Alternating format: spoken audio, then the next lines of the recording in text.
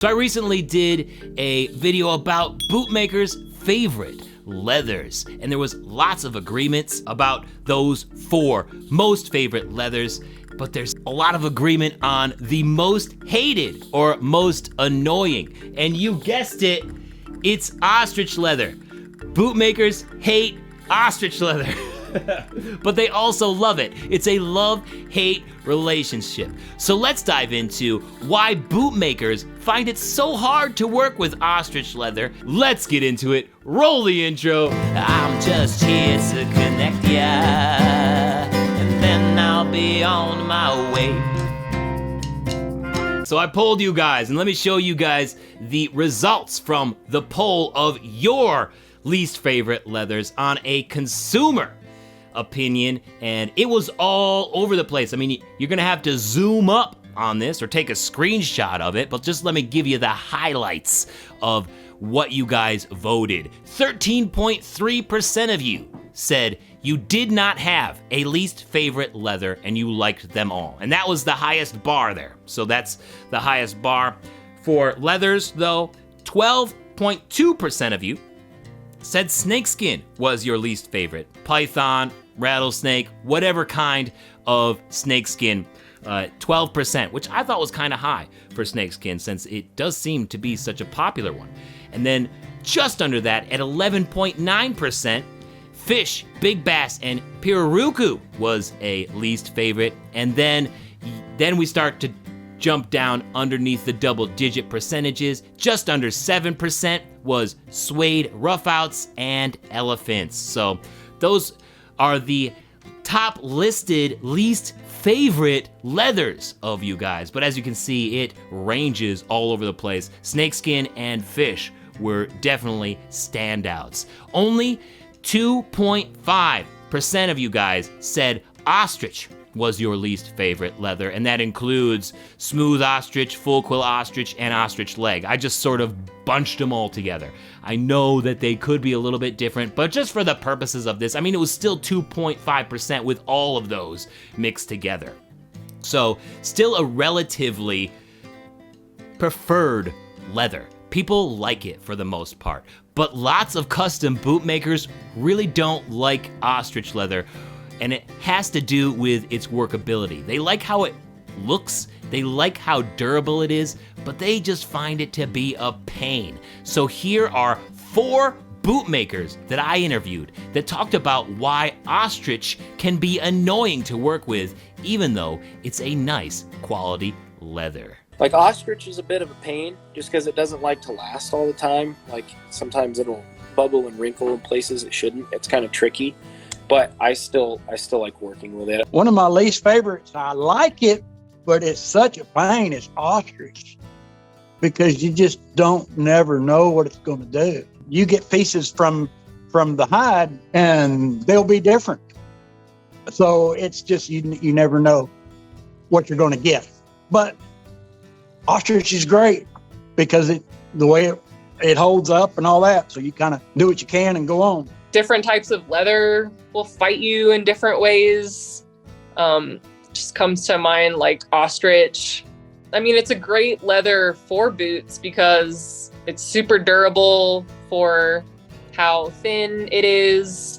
It's a flashy looking leather. I love the way it looks, and I have a pair of ostrich Lucchese's that I love. I feel like if you've ever actually looked at the skin and held it, it's like the flesh side of it it's like fluffy. It kind of has, I mean, it's a bird, so it probably has more fat, than like a cow in the skin. So it kind of has that, for as tough as it is, it has like a nice soft temper to it. When you wear it, it'll kind of relax and hug your foot nicely, but it's a wily bird. It just doesn't, crimping it is really hard. Lasting it is really hard. It's mostly just that, like the forming of it, if you're going to use it for inlay or whatever, no big deal. It's super thin. So, it's not like skiving. It's a hard thing or whatever, but it doesn't really want to stretch where you want it to stretch. Maybe it wants to stretch in the other direction. or not at all. Ostrich has a tendency, it lasts, it's tough, very durable, but it's very, very, very hard for me to crimp. It almost always have a wrinkle in the throat area of when I'm crimping. And I don't know if you know what crimping is, but you wet the bamp or the foot for the leather and put it over a board and let it dry, and it takes the shape or memory. And I always wind up with a wrinkle in the throat area of it, and I work hard to get it out, and I haven't figured out a way to get it out yet. Crimping sets the bamp up to match the last. So when you set it to the top, you trim your tongue, you set it to the top, it sets up and stares you in the face, and it's easier to sew. In the factories, they do that flat. They start on a corner, start sewing and lay it with their hands, and they come out the other side. But then it goes to a steam room, and in the steam room, it gets minimum crimped, okay? But we wet crimping. It is, I tried it flat, don't work for me. I don't think I can make boots without crimping. And the fit, you wind up when you start lasting, the fit to the last is usually a lot better. I hear on those factory boots that don't use crimping, they break in a little bit more sloppy. Is that true? Yes, because the stretch hasn't been taken out of them. All right, so you guys might have heard something in there that you're like, what is crimping? What is lasting?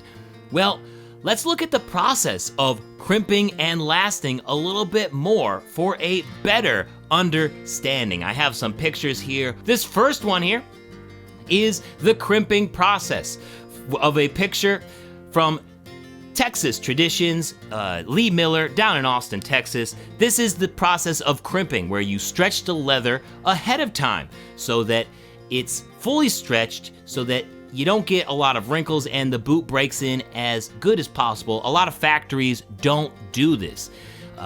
Then you might have heard the term lasting as well with those custom boot makers. The last is the shape of the foot. The last is this little thing that's the shape of the foot, right? That's what they build the boot around. So they crimp ahead of time, and that prepares the boot to be lasted. You also might have heard Bill Nordan say that when you lay out the leather, it stands up straight and looks you dead in the face. That's pretty much what he said. This is a picture from his Facebook page, Bill's Boots and Vicky's Bags, and you can see what he's talking about. Like, it took the shape of the boot. That's not on the last or anything. But then we look at another picture here from Texas Traditions Boots, and that is lasted. So when a bootmaker says that the leather has been lasted or the boot has been lasted, it means that they pulled the leather over the last, which is the shape of a foot, before they put the soles on. So that is a lasted ostrich boot, and it's ready for soles. So those crimping, the lasting are all important processes to the custom bootmaker, and Ostrich gives them a really hard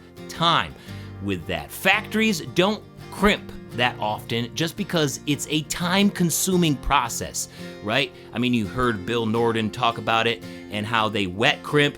You have to wet the leather, you have to stretch the leather over that piece of plastic or wood, crimp it, and that takes time. That takes like a day or more to get all the stretch out of that piece of leather, especially with Ostrich. You heard Holly Henry talk about how Ostrich will want to stretch in a bunch of different ways when you're working with the leather.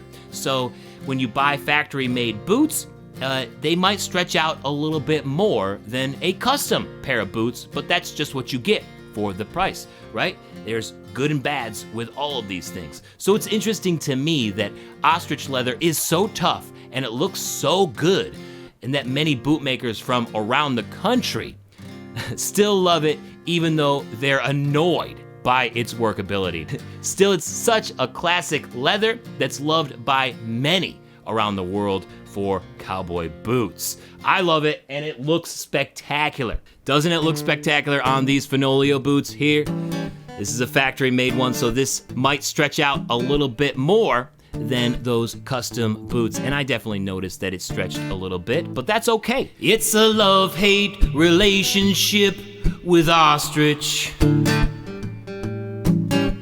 It's so nice, but at the same time, preposterous. Bootmakers get annoyed when it stretches in different ways. But that won't stop me from wearing it every day. It's a love-hate relationship with Ostrich. Who knew? It's like the most popular exotic there is for cowboy boots. Everybody wants a pair of Ostrich boots.